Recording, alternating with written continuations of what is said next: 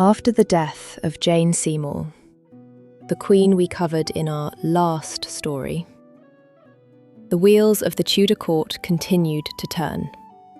And if legend is to be believed, 4 more of the women who were graced with the Tudor crown now find little peace in death.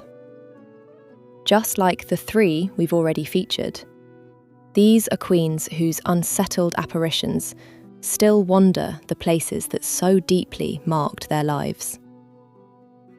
And now, it seems, their souls. The next chapter in our story belongs to Katherine Howard. Little more than a teenager when her life was so savagely taken, she would become one of the most famously troubled ghosts of Hampton Court Palace. Arriving in England from Düsseldorf, Germany, the previous month, Anne of Cleves married King Henry VIII in January 1540. But Henry was quickly regretful and dissatisfied.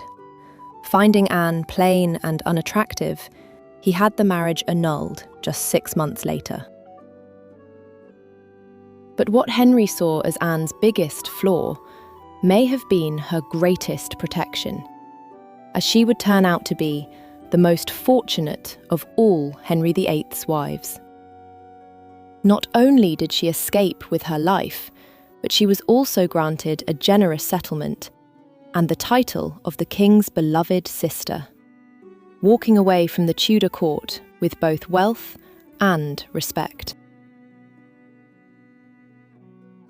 Anne remained in England, enjoyed a very comfortable life, and outlived the king who had rejected her.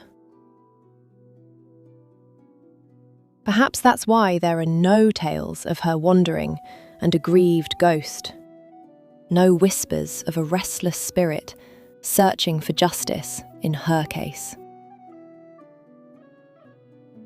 In a dynasty filled with heartbreak and treachery, Anne of Cleves secured something rare for those in King Henry's court: freedom, peace, and most importantly of all, her head. His next wife would not be so lucky.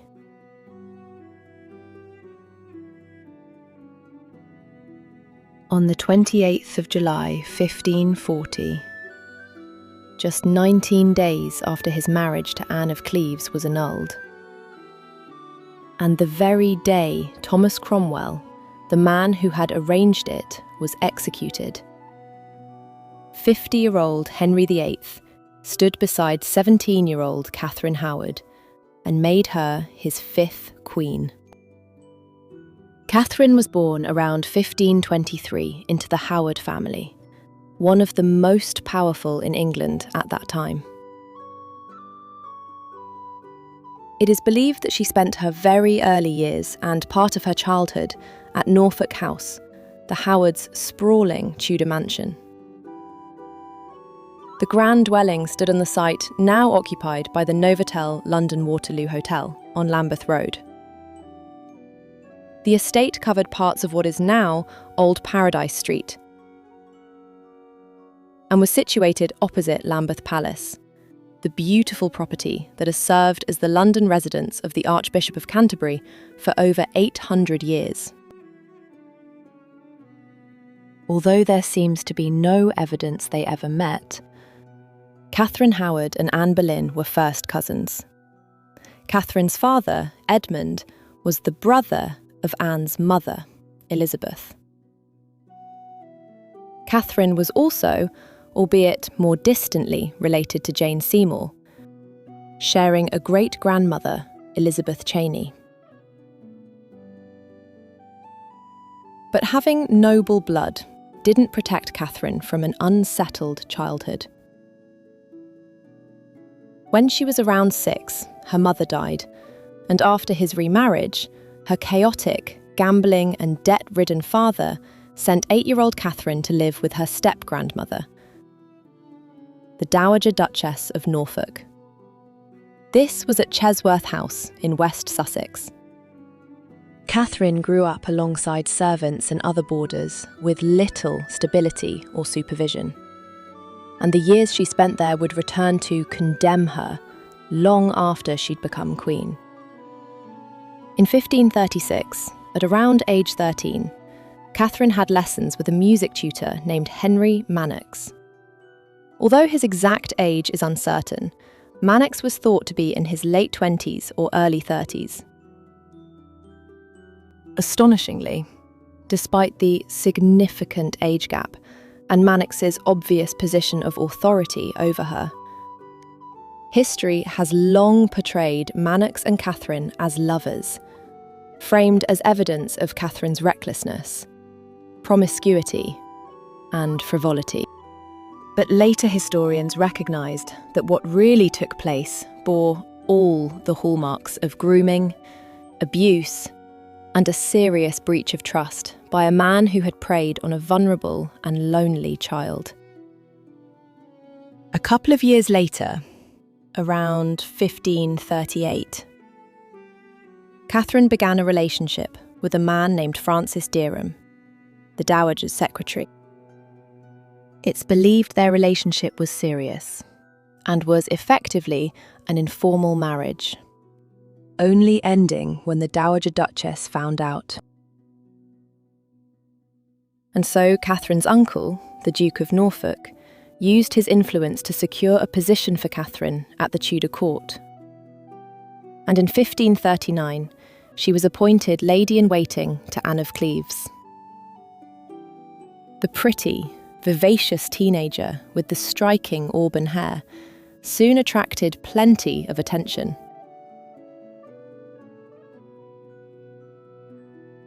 Including that of one of King Henry's favourite courtiers, Thomas Culpeper, with whom Katherine was friendly and flirtatious. King Henry, by then ageing and in poor health, also noticed the youthful Katherine. He became infatuated, totally captivated by her energy and zest for life. Calling her his rose without a thorn, the king pursued her, and once his marriage to Anne of Cleves was annulled, they were married. By the spring of 1541, Katherine, then around 18, felt bored and unfulfilled by her marriage to the much older king. Henry was frequently bad-tempered and suffered painful leg ulcers that gave off a putrid smell. Feeling isolated and trapped, the young queen renewed her relationship with the attractive Culpeper. Whether their relationship crossed into the physical isn't really known, but their emotional connection deepened, leading to secret meetings and an exchange of passionate letters.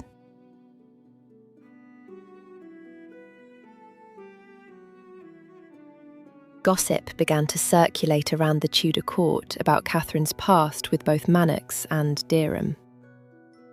When word reached staunch reform supporter Archbishop Thomas Cranmer, he seized the opportunity to damage his Catholic rivals, the Howards. The Privy Council interrogated Manox, who confessed to using his position to abuse Katherine, but sought to shift the blame onto her for allowing it. Crucially, though, he denied things had gone any further than inappropriate touching, and he was allowed to walk free. In Tudor England, young girls were rarely seen as the victims of older men, but instead as corrupt and culpable, fully to blame for failing to protect their own virtue. Francis Derham was also arrested and freely admitted he and Katherine had a physical relationship before her marriage to Henry VIII, claiming the two had considered themselves engaged, despite even being tortured on the rack. Derham denied continuing a relationship with Katherine after her marriage to the king, but blurted out that Thomas Culpeper had taken his place in her affections. Witnesses claimed Derham had been heard boasting he would marry the Queen if Henry died. Speaking of the King's death was a treasonous offence, and he was convicted. On the 10th of December 1541, Derham was hanged, drawn, and quartered. His head placed on a spike at London Bridge. Culpeper, spared the more gruesome death, was beheaded that same day. His head also displayed at London Bridge.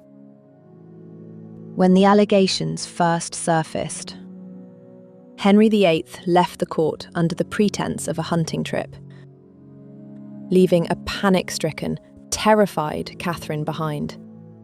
She was so distraught that Archbishop Cranmer struggled to question her. On the 14th of November 1541, Katherine was informed she was no longer queen, and her household was dismissed. She was taken to Sion Abbey, a former convent in Middlesex, where she descended into a deep depression, constantly sobbing, wearing plain dresses, as though already mourning the life she knew she was about to lose. The following February, she was transferred by barge along the Thames to the Tower of London, passing under London Bridge, where the heads of Derham and Culpeper were still grimly on display.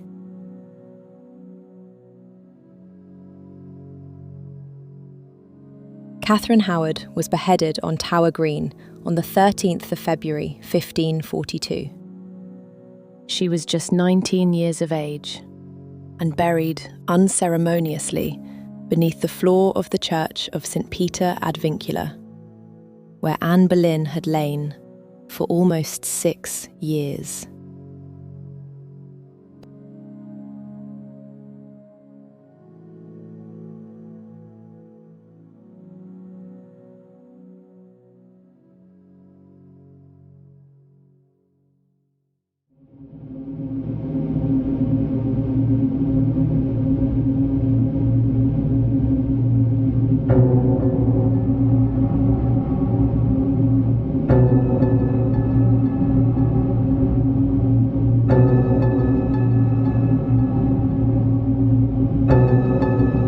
Of all the places within Hampton Court Palace, perhaps none carries a more tragic atmosphere than that situated at the top of the Queen's Staircase and known for hundreds of years as the Haunted Gallery.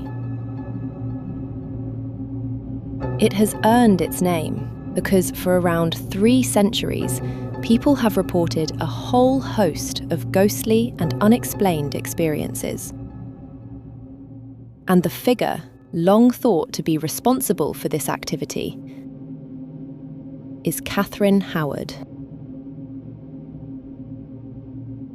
Even today, when in this part of the palace, visitors and staff report feelings of a heavy sense of foreboding and dread that seem to come from nowhere, along with dramatic drops in temperature and icy blasts, which are described as though a freezer door has suddenly been opened. Otherwise healthy visitors have complained of feeling faint and weak in exactly the same spot on the corridor, with no prior knowledge of matching past reports. And echoing footsteps have also been heard.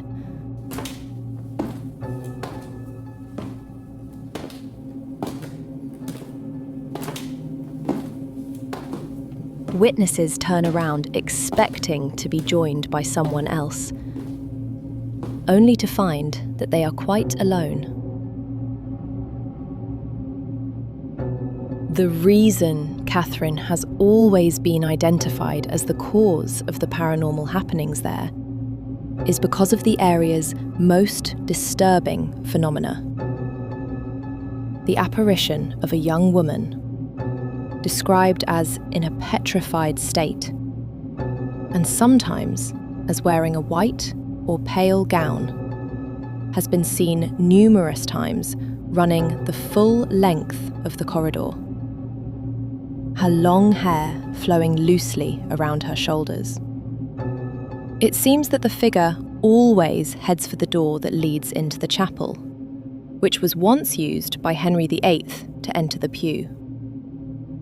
It is claimed that as she reaches the door, the ghostly figure turns and runs back the way she came, while letting out piercing and terrified screams, her clothing appearing dishevelled and her tear-stained face etched with fear.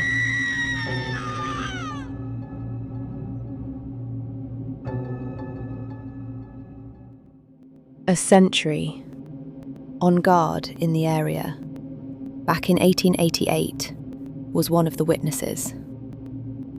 It was noted that upon seeing the spectral figure, he had burst into the guardroom, shaken to the core.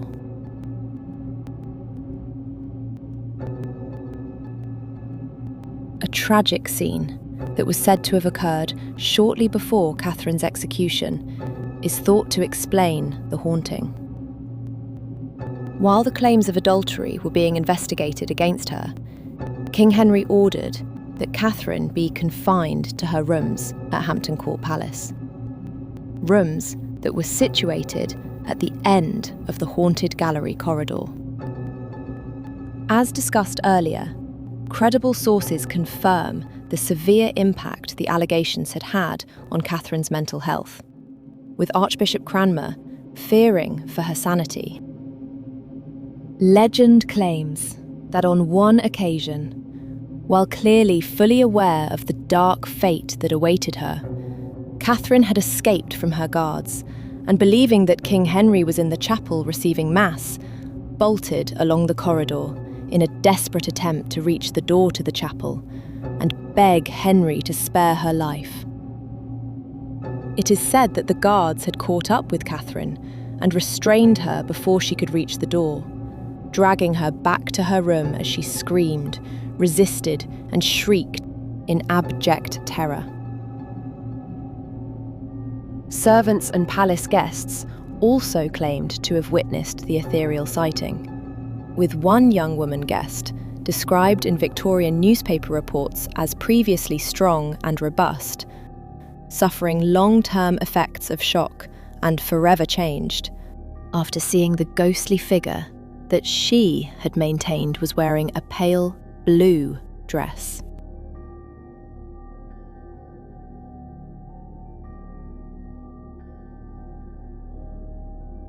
The ghostly activity was so problematic that for decades the gallery was kept locked and used only as storage. Whether this dramatic scene with Catherine happened at all, or unfolded exactly as later tradition describes, is quite impossible to know.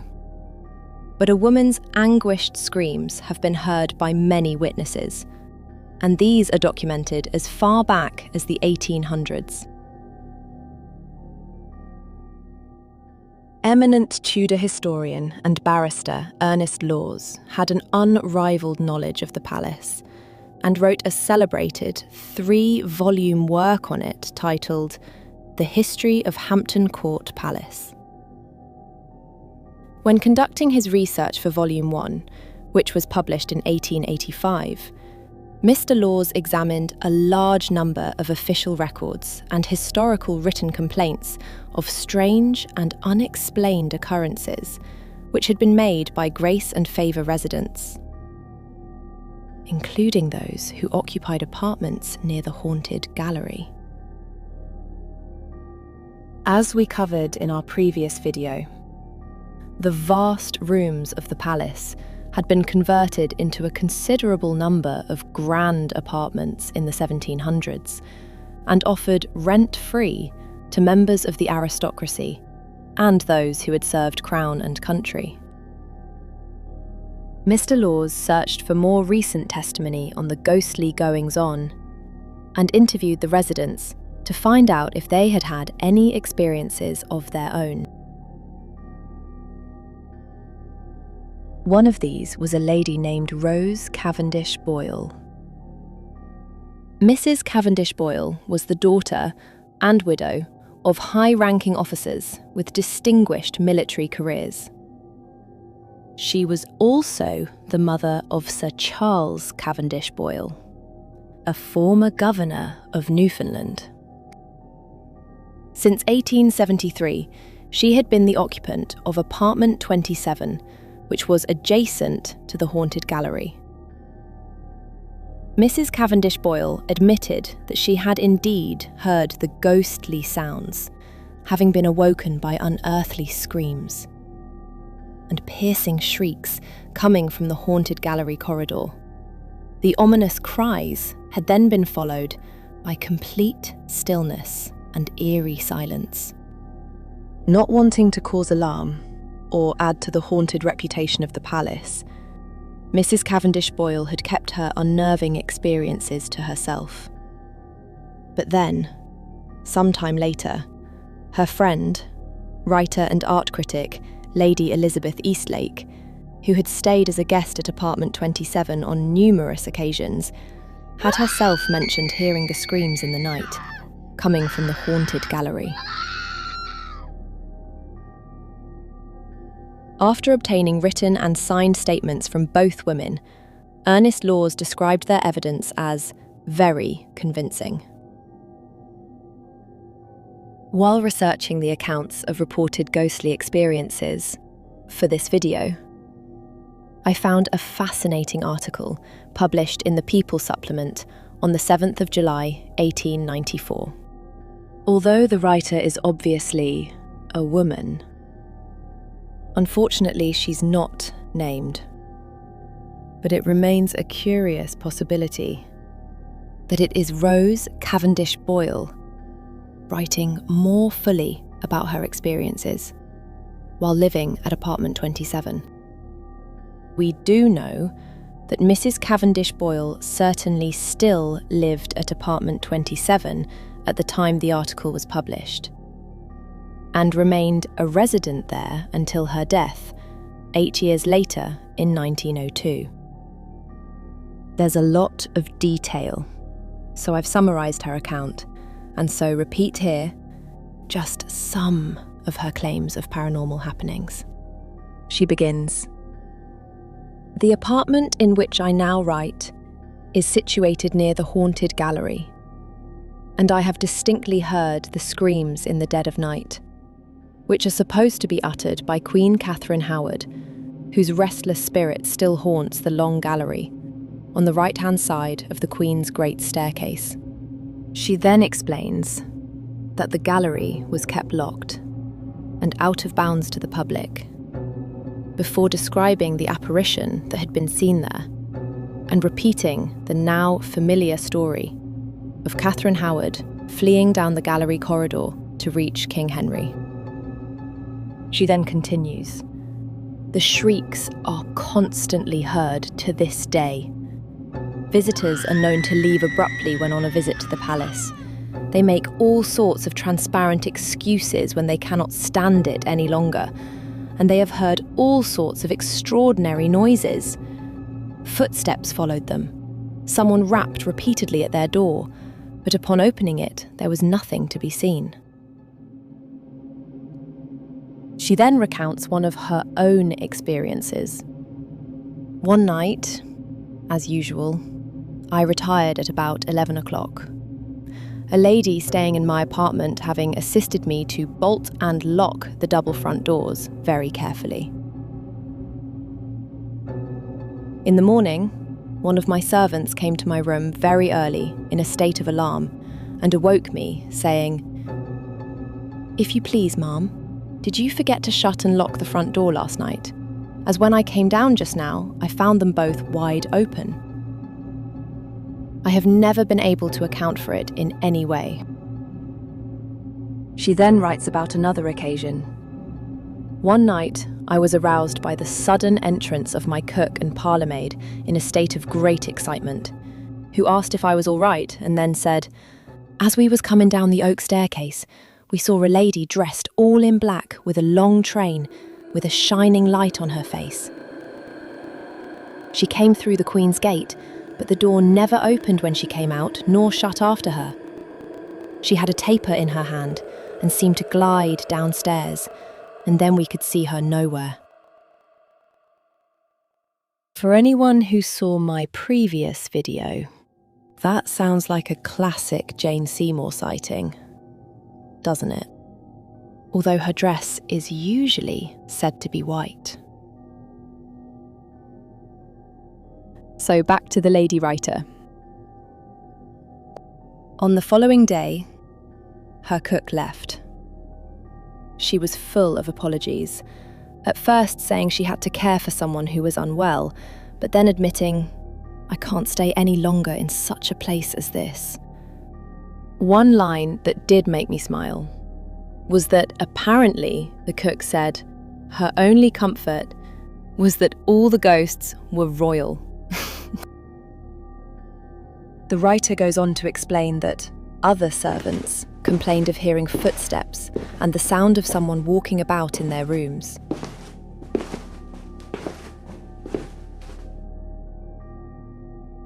She herself described hearing loud knocks, doors being violently shaken, handles rattling despite nobody being outside, and the unnerving sensation of a presence leaning over her bed and gazing at her, leaving her so frightened that she was unable even to light a candle. She also singles out one particular room as being the centre of the disturbances. It contained a winding staircase leading to an underground passage that had long since been closed off. In that room, glasses were heard jingling loudly. Unexplained crashes echoed through the apartment, and the sounds of people running about, despite nobody being there.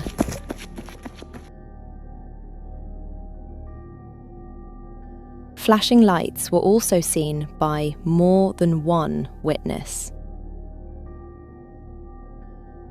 These were just some of the extraordinary experiences described by this anonymous Grace and Favour resident, who, whether she was Mrs. Cavendish Boyle or not, lived in an apartment that was close to the famous haunted gallery. A staggering amount of paranormal activity. If it was Mrs. Cavendish Boyle, we know that she lived there for almost 30 years. That's one very brave lady. Another fascinating report is provided by the East Suffolk Gazette, which published an article on the 15th of May 1900, stating that the palace had received a complaint from an artist, not named, but said to be of great repute. The artist claimed that on several occasions, while sketching an old Flemish tapestry that was on display in the Great Watching Chamber, a ghostly hand had appeared between him and the tapestry. He managed to sketch the disembodied hand, which he described as white and elegantly jewelled, wearing a beautiful diamond marquise ring on the forefinger. The ghostly hand was thought to be that of Katherine Howard. What remains unclear is why it was believed to be Catherine's hand, which leaves us asking, did the description of the ring fit one that Katherine was known to wear? Or was it just assumed to be her hand because the Great Watching Chamber provides access to the haunted gallery that's already closely associated with Catherine's ghost?